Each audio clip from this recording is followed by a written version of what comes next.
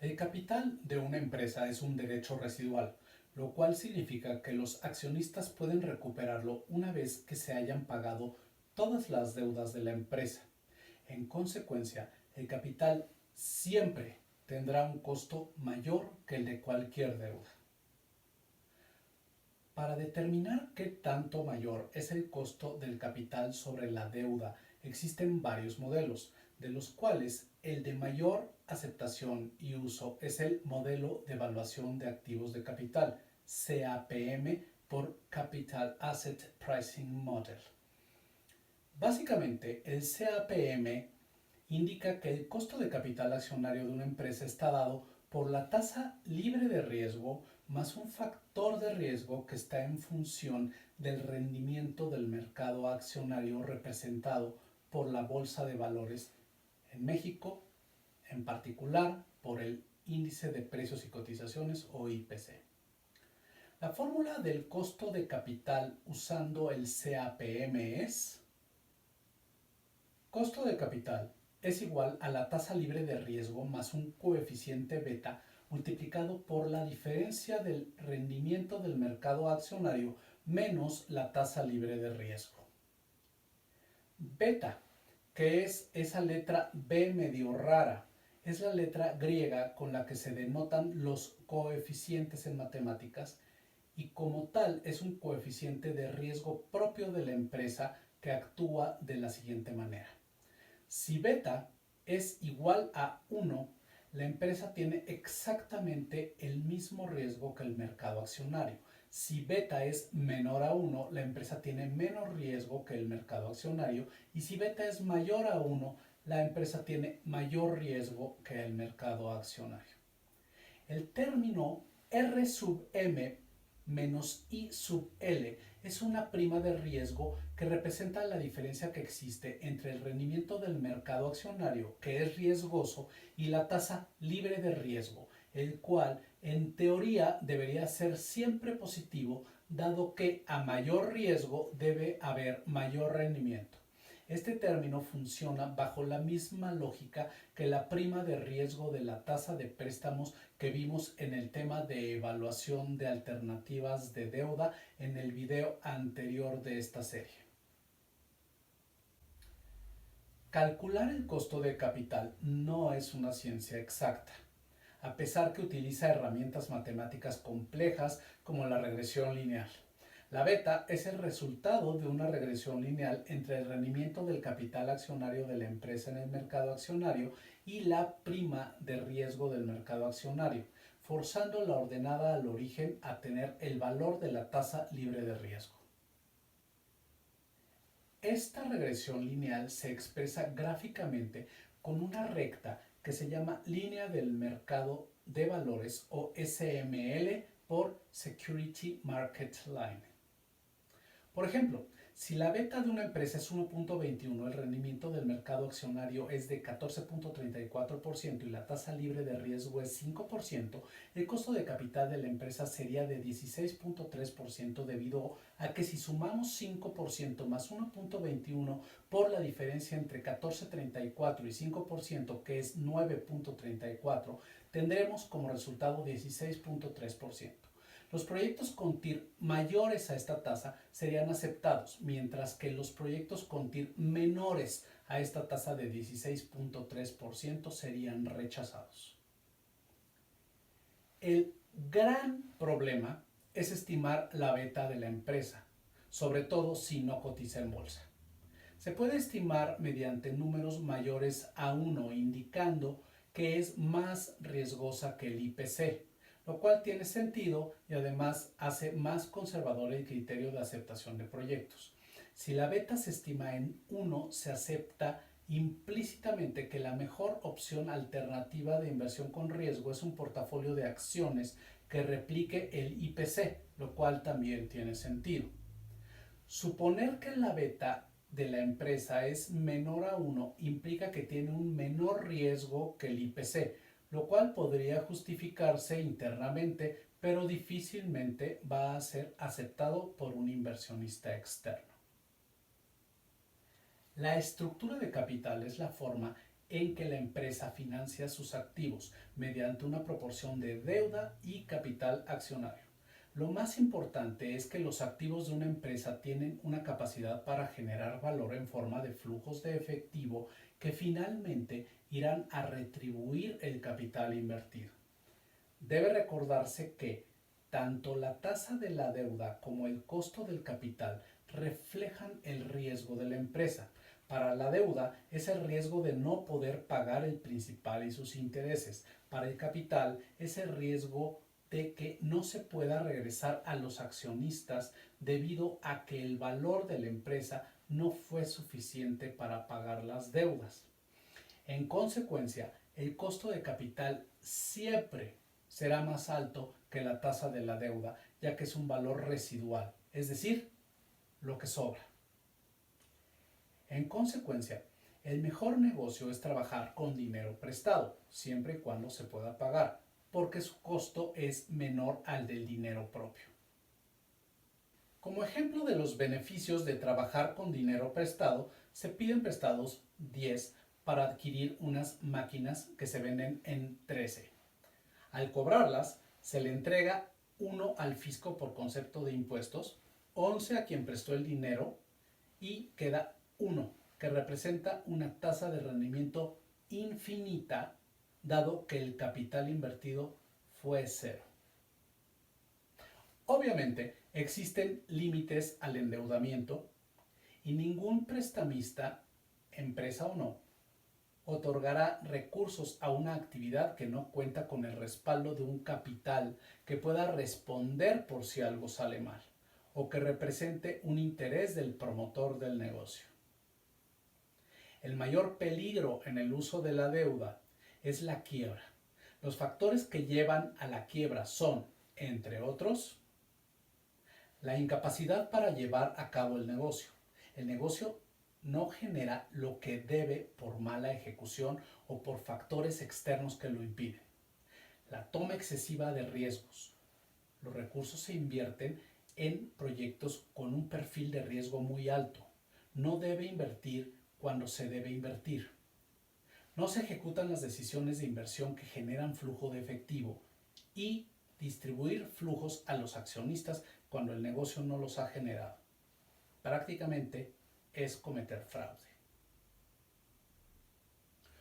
Un indicador clave para calcular la capacidad máxima de endeudamiento de una empresa son las utilidades antes de intereses, impuestos, depreciación y amortización, conocidas como EBITDA, acrónimo que en inglés significa Earnings Before Interest, Taxes, Depreciation and Amortization. En realidad, el EBITDA debe ser calculado como flujo y no como utilidades contables, por lo que los cambios en el capital de trabajo deberían ser considerados. El EBITDA es un monto generado por la empresa que en condiciones ideales está disponible para los proveedores de capital, sea este deuda o capital accionario. Si la deuda fuera cero, con el EBITDA se cubren los impuestos y el resto se podría pagar como dividendo. Al existir deuda, con el EBITDA se cubren los intereses, los impuestos, que además se reducen cuando hay deuda y el resto se podría pagar como dividendo. Veamos un ejemplo de cálculo de capacidad de endeudamiento. Una empresa ha generado un EBITDA promedio de 30 en los últimos 5 años, el cual se ha destinado parte a pagar pasivos y parte a dividendos. La actividad principal de la empresa está en su etapa de madurez y no se estima que vaya a decaer en los próximos 5 años, por lo que el EBITDA se puede suponer de bajo riesgo en el nivel de 30 anual. Los pasivos actuales son prácticamente cero y la empresa tiene un proyecto de inversión que requiere de una inversión de 100 con una TIR que la hace aceptable, pero no dará flujos positivos sino hasta el 6º año. Los dueños de la empresa están dispuestos a invertir el dinero en el proyecto, dado que tiene valor presente neto positivo, pero quieren saber si valdría la pena financiar parte o todo con un préstamo a 3 años con tasa del 12% anual y pagos constantes. Los cálculos son los siguientes. En cada uno de los años 1 a 3, el pago de la deuda es de 41.63, por lo que en esas condiciones no es posible pagar los flujos del préstamo utilizando el EBITDA de la empresa, pero se pueden buscar alternativas, como ampliar el pago del préstamo a 5 años. El director de finanzas va con el banco. El banco accede a cotizar a 5 años, solo que la tasa de interés será del 15% y habrá una comisión del 2% que se tendrá que pagar en el primer periodo. Aquí están los cálculos. La conclusión en este caso es que, si bien el EBITDA alcanza para cubrir razonablemente bien los flujos del préstamo a 5 años, incluso con una tasa más alta y el pago de la comisión del 2%, existe la posibilidad de que si por alguna razón el EBITDA disminuye, no sea posible cubrir el préstamo con los flujos de la empresa. Este escenario se lleva al Consejo de Administración de la empresa, donde surge una decisión ejecutiva que debe ponerse en práctica a la brevedad. Tomar un monto de deuda tal al plazo de 5 años con las condiciones ya conocidas de tasa y comisión, cuyo pago permita conservar el 30% del EBITDA como flujo neto de impuestos a fin de enfrentar eventualidades. Con esto, el director de finanzas determinó que el monto de la deuda tendría que ser de 45 y que 55 tendrían que ser aportados por los accionistas para llevar a cabo el proyecto. Los cálculos son los siguientes. Como se puede ver en todos los casos, el remanente es igual o mayor al 30% de EBITDA. La mecánica es primero llegar al EBT, que es la utilidad antes de impuestos, a partir de la EBITDA y los gastos financieros que incluyen los intereses y comisiones, y para lo cual se asume una depreciación y amortización de 3 por año. Al EBT se le aplican los impuestos al 30% para llegar a una utilidad neta y de ahí se integra la depreciación y amortización para llegar al flujo neto. Al flujo neto se le resta el capital de la deuda y queda un remanente que en el primer año es de 9.87, en el segundo de 10.20 y en el último de 9, cifras que en todos los casos son iguales o mayores al EBITDA. Este resultado fue alcanzado utilizando la función buscar objetivo de Excel. El punto importante no es la función buscar objetivo, sino plantear el problema contable y financiero adecuado. Si se plantean los cálculos y se pide a Excel que encuentre el monto de deuda tal que el remanente sea igual o mayor a 9, que es el 30% del colchón sobre la EBITDA actual que pidieron los socios, se obtiene el resultado. Concluyendo sobre la estructura de capital, la proporción de deuda y capital es básicamente una cuestión de riesgo. Riesgo de incumplir con el pago del préstamo, riesgo de no obtener los flujos esperados para los accionistas, riesgo de dar una imagen de demasiado apalancamiento ante las instituciones financieras. También el riesgo del negocio y, en consecuencia, la variabilidad de los flujos que genera y puede generar. Riesgos financieros, en particular el riesgo de tasa de interés y el riesgo cambiario en financiamientos en moneda extranjera.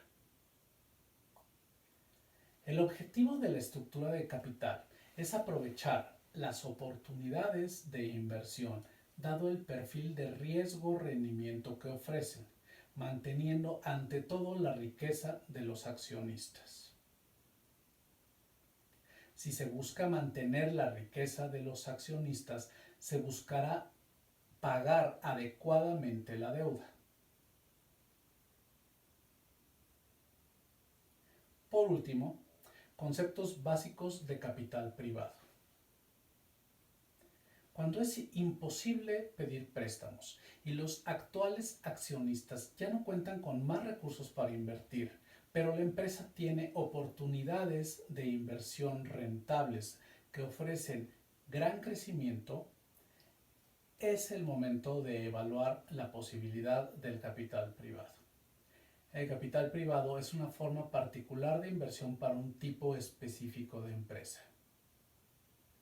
Se espera que las empresas financiadas crezcan muy rápido, mucho más rápido que otras empresas.